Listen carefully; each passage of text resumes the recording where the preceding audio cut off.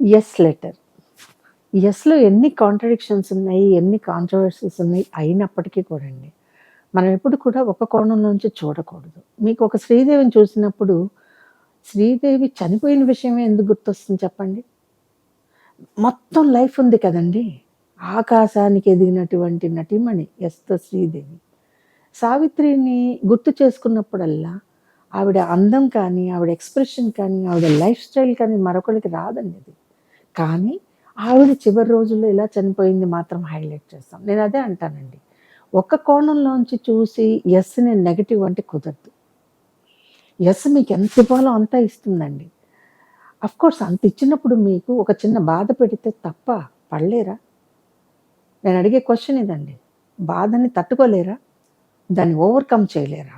యెస్‌తో పేరున్న వాళ్ళు ఎంత టాప్ పొజిషన్‌కి వెళ్తారో, కింద పడే విషయంలో కూడా అప్రమత్తంగా ఉంటే ఇది మన జీవితం అండి. మన చేతుల్లో ఉంటుంది. మనం కంట్రోల్ చేసుకోగలం. యెస్ సెన్సిటివ్‌గా ఉంటారు. తప్పేంటి?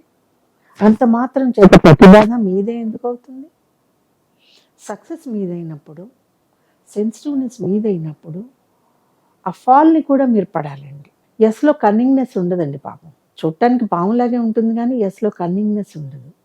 కాకపోతే ఇప్పుడు ఉన్నటువంటి పరిస్థితుల్లో ఒక లైఫ్‌ని గురించి ఆలోచించినప్పుడు, వాళ్ళేం తప్పులు చేశారో అవి మనం చూసి, ఆ తప్పులు చేయకుండా మనం కొంచెం నేర్చుకోవాలండి.